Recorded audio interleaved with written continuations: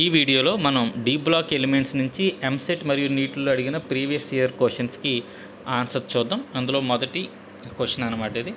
ఇక్కడ చాలా అయాన్స్ ఇవ్వడం జరిగింది. ఈ అయాన్స్లో వెయిట్కి జీరో మ్యాగ్నెటిక్ మూమెంట్ ఉంటుంది అని అడిగాడు.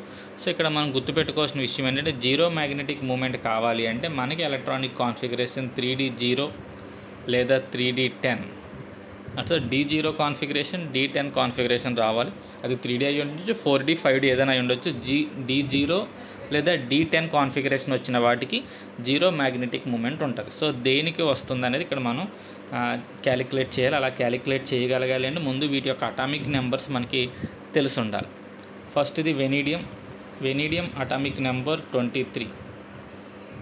ఓకే, 23 అనగానే ఎలక్ట్రానిక్ కాన్ఫిగరేషన్ 3D3 4s2 వస్తుంది. వెనీడియం +2 అంటే ఈ రెండు పోతాయి. 3D కాన్ఫిగరేషన్ ఉంది కాబట్టి జీరో మ్యాగ్నెటిక్ మూమెంట్ కాదు. Next zinc +2. జింక్ అనగానే atomic number 30, electronic configuration 3D10 4s2. So +2 అనగానే ఈ రెండు పోతాయి కాబట్టి ఇక్కడ D10 కాన్ఫిగరేషన్ వచ్చింది కాబట్టి జింక్లో మ్యాగ్నెటిక్ మూమెంట్ 0 జింక్ +2కి. నెక్స్ట్ కాపర్ +2 చూద్దాం. కాపర్ +2 అనగానే copper atomic number 29, electronic configuration కాపర్ది 3D10 4s1. ఓకే, కాపర్ +2 అంటే ఈ ఒక ఎలక్ట్రాన్ పోతుంది, ఈ 10లోంచి ఒక ఎలక్ట్రాన్ పోతుంది, అంటే 3D9 కాన్ఫిగరేషన్ వస్తుంది.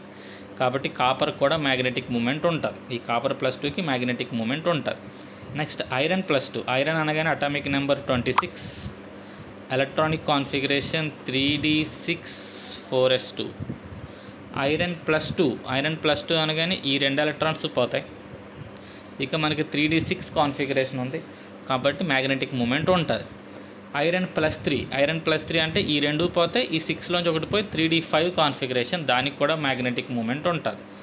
నెక్స్ట్ టైటానియం +3, స్కాండియం టైటానియం అనగానే 22 ఎలక్ట్రానిక్ కాన్ఫిగరేషన్ 3D2 4s2.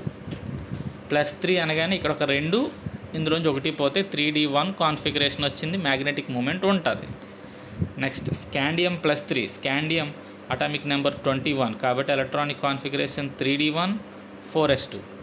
ఎప్పుడైతే +3 అన్నామో ఈ రెండు, ఇది మూడు పోతాయి కాబట్టి ఇక్కడ 3D0 కాన్ఫిగరేషన్ వచ్చింది కాబట్టి స్కాండియంకి మ్యాగ్నెటిక్ మూమెంట్ 0. ప్రస్తుతానికి రెండింటికి మనకి మ్యాగ్నెటిక్ మూమెంట్ 0 వచ్చింది, జింక్ +2కి, స్కాండియం +3కి.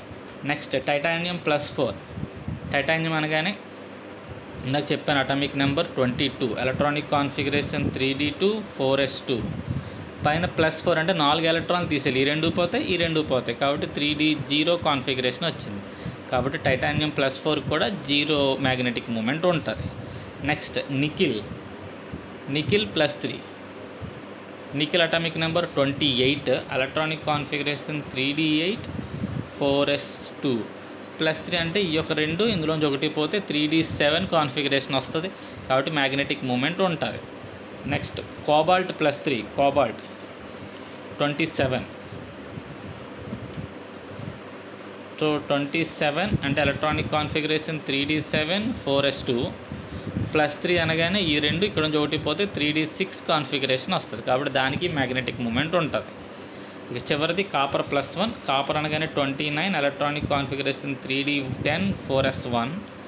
కాపర్ +1 అంటే ఒకటి పోతుంది కాబట్టి ఇది 3D10 కాన్ఫిగరేషన్ వచ్చింది కాబట్టి దీనికి మ్యాగ్నెటిక్ మూమెంట్ 0. సో మొత్తం మ్యాగ్నెటిక్ మూమెంట్ 0 వచ్చింది జింక్, స్కాండియం +3, టైటానియం +4, కాపర్ +1 కాబట్టి మన ఆన్సర్ 4 అవుతుంది అనమాట.